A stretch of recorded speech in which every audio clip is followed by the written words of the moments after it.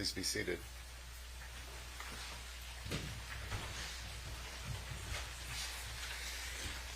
Next witness, Mr. Levine. Your Honor, State College Deputy Anthony Piernick.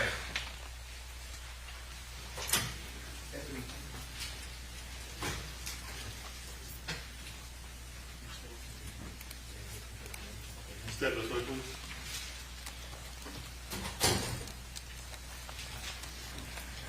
Stand right here, raise your right hand.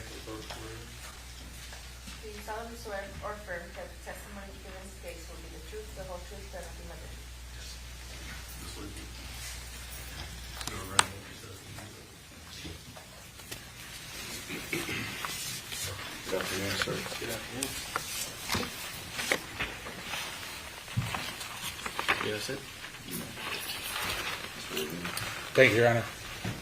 Hi there, Deputy. May you please introduce yourself to the jury and spell your name for the record? Yes, I am Deputy Piernick with the Polk County Sheriff's Office, and you spell my last name as Pibbernick. And tell the jury a little bit about your education, work experience, and training in law enforcement.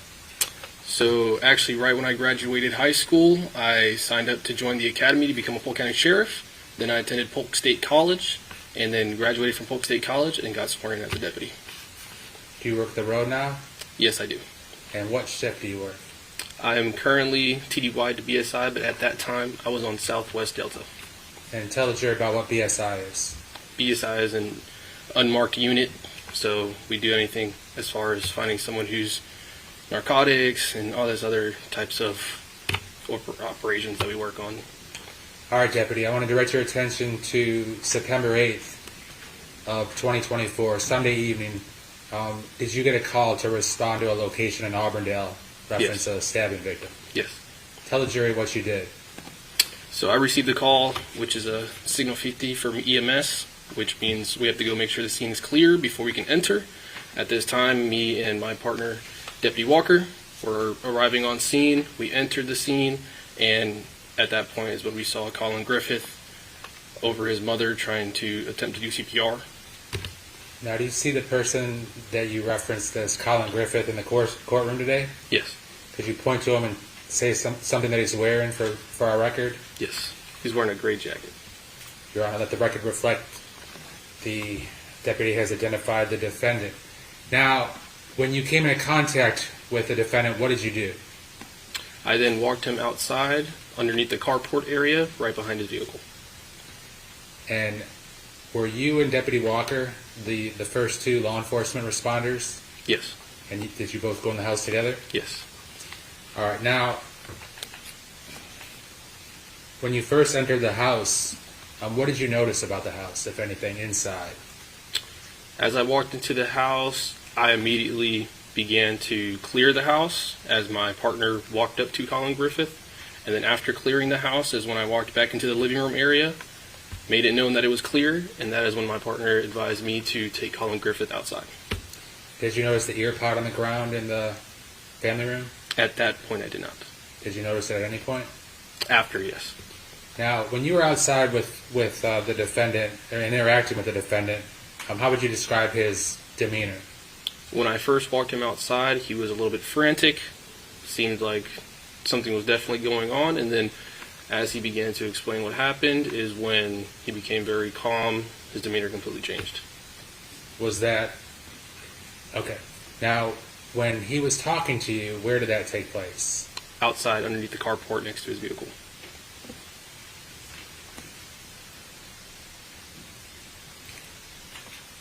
Now, did he explain to you or try to explain to you what happened? At one point, he did. Did you write a report in this case? Yes.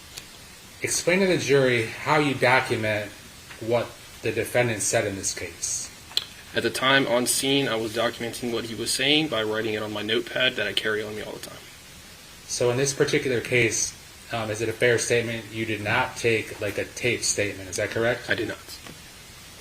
Now, is it important to you to get the words that he was saying accurate to then generate a report? Yes. And what was it that the defendant told you? May I refer to my report? You may.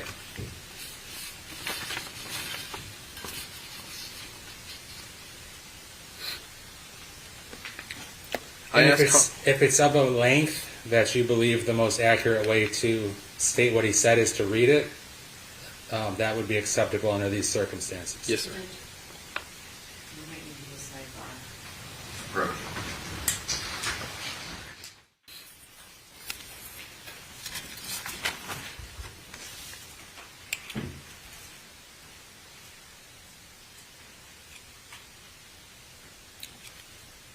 Now, Deputy, did you interact with the defendant at all inside of the squad car, or were you just interacting with the defendant outside? I interacted with him outside, and then once I sat with him in the vehicle, yes, there was an interaction. And was that Deputy Walker's car? Yes.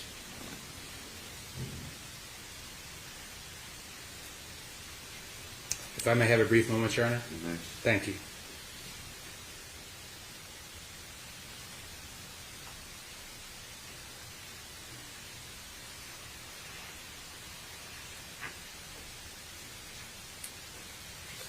Did the defendant give to you two different statements to you? Yes. I have no further questions, Your Honor. Robinson.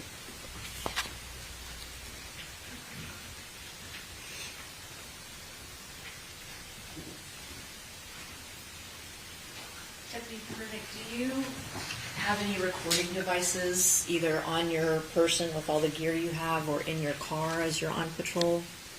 No, ma'am, other than just the telephone. So a cell phone? Yes, ma'am. But that can record things, right? Yes, ma'am. And do you carry your cell phone on you? Yes, ma'am. So you could record anything that you experience at a scene, right? If you weren't, say, clearing it and making sure people were safe. Yes, ma'am. So, for instance, in an interaction with Collin, you could have recorded that, Yes, ma'am. but you didn't. I did not. Redirect. No further questions, Your Honor. Is the witness released? He is, Your Honor. Yes. Thank you. Thank you.